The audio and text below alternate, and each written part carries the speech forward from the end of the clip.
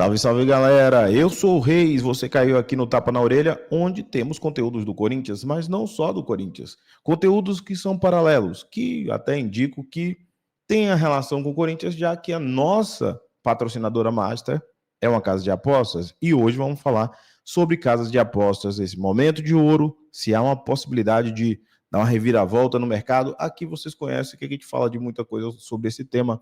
Eu gosto desse tema e gosto de compartilhar com vocês. Então, espero que vocês continuem nesse conteúdo, mas antes peço para vocês se inscreverem no canal, ativando a notificação, compartilhando se gostarem do conteúdo, claro, né? Lembrando que tem sempre nossas lives às 21h30. Lembrando também, por fim, 34 mil inscritos é a nossa meta. Se você chegou aqui antes dos 34, se inscreva no canal. Se chegou depois, se inscreva para chegar aos 35. E vamos que vamos. Beleza? Então, deixa eu trazer para vocês uma matéria do Máquina do Esporte, que trata exatamente sobre este tema. Essa semana tem Libertadores, a gente não vai falar sobre questões financeiras, né? Então, vamos que vamos. Série A do Brasileirão, até quando vai durar a era de ouro dos patrocínios de apostas? Pois é, nos últimos anos o futebol brasileiro vem sendo sacudido, às vezes quase semanalmente ou até diariamente, por notícias sobre algum clube que fechou o maior patrocínio master da sua história.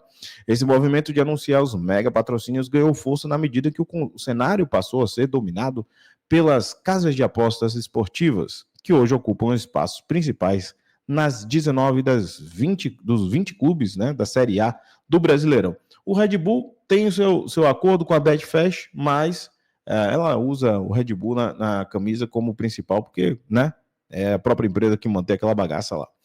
As cifras divulgadas pelos clubes são superlativas, ultrapassando a casa das dezenas de milhões de reais ao ano, o mesmo mercado que enfrentavam a dificuldade crônica de atrair grandes patrocinadores, caso do Nordeste, hoje anunciam acordos com somas astronômicas. E aqui ele fala do Fortaleza, que anunciou recentemente o seu patrocínio de 60 milhões em 2 anos com a Cassino, né? O maior do futebol cearense, e assim como com o Sport, que fechou 72 milhões em 2 anos, sendo ali o maior da sua história. Também teve o Bahia, que mudou do Sport da Sorte, que era do Corinthians, naquele momento que para o corintiano é conhecido, né? Finalzinho do ano passado e assim o início desse ano, em que tivemos ali um problema judicial para aparecer na lista de autorização do governo, e aí ele simplesmente abandonou o Sport da Sorte porque achavam que estava dando muita atenção no Corinthians, e estão mesmo, graças a Deus continue assim, para o Viva Sorte, que é também patrocinadora do Corinthians, só que através do Viva Timão. Não esqueçam de se cadastrar em cada uma das patrocinadoras do Corinthians aí, para ajudar a engajar nossos patrocinadores. Neste caso, o clube apenas anunciou que o contrato será maior de sua história, embora não tenha especificado, ele está falando do Bahia, que a tendência seja maior do que os 57 milhões, né? Grupo City, Bahia, possivelmente realmente tem uma chance de se igualar ao Fortaleza no mínimo. A disposição das plataformas de apostas, as chamadas bets, para investir no futebol brasileiro parece não ter limites. Eles estão nas principais competições, seja com patrocínios eventuais, seja com vínculos permanentes, que incluem os name rights de grandes torneios. Espero que ele também faça isso em estádios, principalmente do Corinthians. Nos casos, além de garantirem recursos para a manutenção do futebol de modo geral, eles ainda são decisivos para contratações de medalhões, como é o caso do Memphis Depay no Coringão. Nem Memphis Depay, né? Depay. Nunca antes da história deste país os clubes faturaram tanto com parcerias comerciais como na era de ouro dos patrocínios de apostas. Mas, como já alertou o naturalista britânico David, eu não sei o sobrenome pronunciar, né? Não vou me arriscar aqui, senão vai ficar feio. Quem acredita em crescimento infinito em um planeta fisicamente finito, ou é louco ou é economista. E aí, passamos para uma das fases aqui do artigo. O negócio das bets, e aí com um questionamento interessante. Como as casas de apostas dominaram os patrocínios? Primeiramente, me parece meio óbvio, né? Está atrelado ao esporte em si. Muitas dos patrocínios, de certa forma, não tinha esse vínculo direto com o esporte. Se você faz um palpite, uma apostinha, em que ligue o seu jogo de futebol, basquete, tênis, alguma coisa assim, você está ligado àquele incentivo. Eu acho meio óbvio, né? Mas vamos lá. O negócio das bets tem relação direta com o esporte, especialmente o futebol, modalidade mais popular do país, e acaba concentrando o maior volume de apostas. Dessa forma, Os investimentos feitos pelas empresas do setor em patrocínios a clubes, competições, transmissões esportivas acabam representando uma situação quase óbvia, na medida em que permitem a eles ficarem em evidência junto ao seu público-alvo.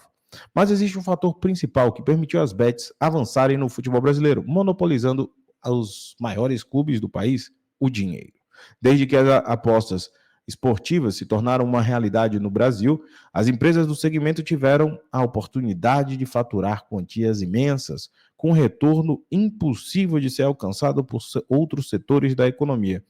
Como eu já tive até uma discussão assim com o nosso inscrito, né? Por que o Corinthians, naquele momento em que a Esporte da Sorte estava com dificuldades judiciais, no final de 2024 para início de 2025, por que o Corinthians não busca outro patrocinador master? Porque não tem um patrocinador que tenha capacidade financeira para cobrir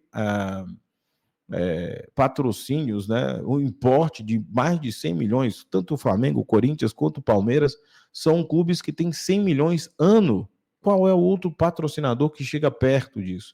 Lembrando que recentemente tivemos aí patrocínios da camisa do Corinthians, da Caixa Econômica Federal, que foi uma exceção por ser um ente público, né?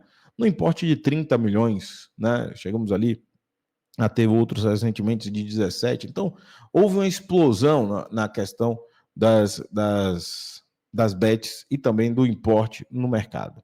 Na avaliação de Gustavo Biglia, o sócio da Ambiel, advogado especialista em regulamentação de jogos e apostas, os mega patrocínios feitos pelas bets no futebol brasileiro e em tempos recentes é fruto de faturamento obtido pelas empresas nas operações passadas, que antecederam a regulamentação do mercado em vigor desde o início deste ano. Anteriormente, quando não havia tributação, as casas de apostas obtinham uma margem absurda líquida, equivalente a algo em torno de 40% a 50% do GGR. Se uma plataforma tivesse um faturamento bruto de 100 milhões, seu lucro seria de pelo menos 40 milhões. É um negócio absurdo. Regulamentação reduziu o lucro das empresas. Como eu sempre falo nas nossas lives, governo, quando regula, tira, né, determinado percentual ali e simplesmente impacta para todo mundo, não só para quem está patrocinando, para quem está sendo patrocinado principalmente. A regulamentação das apostas passou a valer, de fato, a partir de 1º de janeiro deste ano, sujeitando-se as bets a uma série de obrigações antes inexistentes. A primeira delas é a de repassar todos os meses o equivalente a 12% do GGR para órgãos públicos, como o Ministério do Esporte, e também entidades privadas, como comitês e confederações que integram o Sistema Nacional de Esporte. O GGR é a sigla em inglês para Gross Gaming Revenue, que acho que é revenue, né?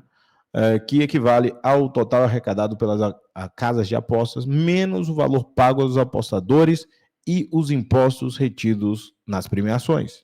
Ela representa, portanto, o faturamento bruto das empresas no segmento. Um site que antes faturasse 100 milhões ao mês, agora terá 88 milhões para trabalhar. Porém, esse dinheiro todo não ficará com ele.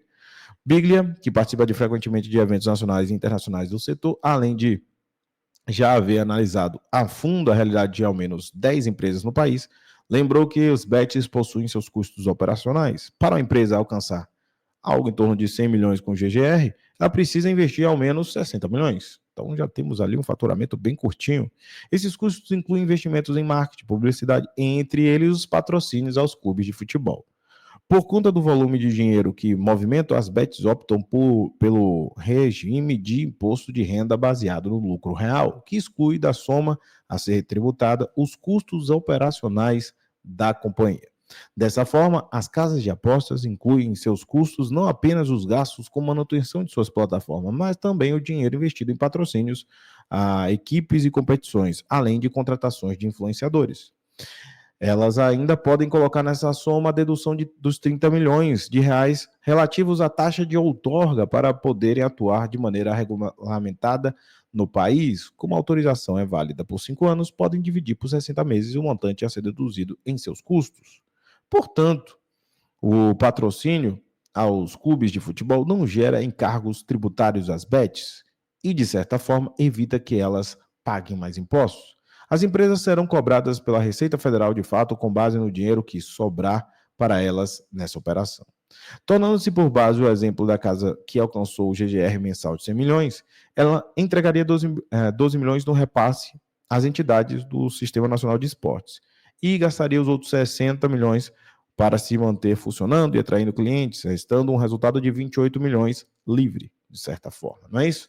Então, será em cima desse valor que o governo efetuará a cobrança de imposto de renda, PIS, COFINS e CSLL, que consumirão em torno de 50% do montante, resultando em um lucro líquido mensal de 14 milhões, o que equivale a 14% do GGR. Isso aí ele fez de forma muito lúdica, tá? Eu acho que está bem claro que as margens para grandes empresas ficam pequenas no final. Antes tinha 40, 50. Nesse primeiro, né, esses contratos que estão sendo fechados agora têm um certo impacto, outros teremos mais à frente. Aqui não estamos considerando outras taxas, nem mesmo eventuais financiamentos em algumas empresas que contraíram para pagar a taxa de outorga. É importante lembrar que esse percentual diz respeito às empresas grandes. No caso das menores, que têm um GGR mensal entre 10 e 20 milhões, a margem final ficaria na casa de 4 a 7%. Se considerarmos que a taxa Selic está em 13,5% ao ano, para muitos acionistas será mais vantajoso e menos arriscado comprar títulos da dívida pública. É a questão, né? Se você fatura menos do que o governo está te pagando, é mais fácil você deixar o seu dinheiro paradinho até que essa taxa se reduza, e aí sim você pode ir ao mercado para se arriscar. É isso que ele está falando. Eu acho justíssimo, se você tem uma margem ali, e vai destacar, até as grandes, se você considerar 100 milhões, 14% dentro de uma taxa que pode ir a 15%, eventualmente, pode ser até desestimulador para alguns. O setor conseguirá se adaptar às mudanças? E aí é o ponto de convergência. Eu acho que a regulamentação vai acabar criando uma como é que é isso? Um nicho, né? Você vai ter uma reserva de mercado. O advogado avaliou que a nova realidade do mercado regulado poderá inviabilizar o funcionamento de muitas empresas de apostas no país, em médio a longo prazo. Nesse sentido, ele tende a não ser otimista quanto ao futuro dos mega patrocínios firmados pelas casas de apostas. Quando você tem menos concorrência, você tem menos investimento em patrocínio, apesar que eu acho que os patrocínios continuarão tendo valores elevados, mas para clubes em específico, pode ser que isso aconteça, tá? Acredito que esse movimento não se sustenta, enfatizou Biglia, que evitou cravar um prazo para que essa virada ocorra. Hoje, a maioria dos grandes contratos em vigor na Série A está prevista para se encerrar em fim de 26 ou início de 27. Pode ser que até lá o mercado já tenha se adaptado à regulamentação, encontrando novas formas de ampliar sua lucratividade. Do contrário, o futebol brasileiro pode entrar em uma era de vacas magras, ou ao menos no tocante aos patrocínios de apostas. O fato é que, pelo menos no momento atual, o setor não dá sinais de recuo. Por enquanto, podemos observar que muitas das grandes empresas não estão preocupadas em garantir um retorno imediato aos seus investidores. A estratégia aparenta ser a de investir pesado em marketing e publicidade para ampliar a base de clientes, mesmo que, às vezes, isso signifique operar no déficit. Hoje, elas têm condições de não priorizar o lucro, porque tem a gordura acumulada de operação passada para queimar. Chegará um momento, porém, que essa reserva acabará e os acionistas irão cobrar o retorno sobre o investimento feito no negócio. Ele lembra, porém, que existe uma possibilidade para que algumas casas de apostas continuem a despejar fartas quantias de dinheiro nos clubes brasileiros. Muitas das empresas, grandes empresas, né, integram conglomerados internacionais. Com o dinheiro que eles faturam em mercados não regulados, eles poderão, em tese, seguir fazendo investimentos altos no Brasil. Atualmente, segundo o advogado, Nigéria e México representam os principais alvos das grandes bets internacionais por serem mercados não regulamentados e que contam com população imensas. Uma casa de aposta regional que possui licença para operar apenas no Brasil não teria condições de utilizar essa estratégia. Além da questão da outorga, seria necessário ter estrutura para operar em outros mercados, algo de que nem todas as empresas dispõem, conclui o especialista. Bom, no geral dessa matéria que eu queria trazer para vocês, que de certa forma tem a ver com o Corinthians de âmbito geral, é saber, necessariamente, quando vamos ter a reviravolta de mercado. Bom, no geral, o que a gente pode observar é que, na minha concepção, não vai haver essa virada tão cedo. Acho que ainda há um assentamento da sociedade, a sociedade ainda está disposta a ver qual é o limite que tem nas casas de apostas. Não há o governo não conseguiu limitar a sociedade para o uso. Tem ainda muita possibilidade de faturamento, viabilidades em faturamento, mas um momento vai assentar. E esse assentamento a gente vai ter que ver quantas sobreviveram a esse mercado selvagem em relação aos mercados de bet. E aí, quem ficará no mercado brasileiro? Espero que a maioria, ou boa parte dela, para que possa manter esse investimento alto, para que possamos, no investimento mais à frente, trazer grandes jogadores, porque é isso que temos que pensar.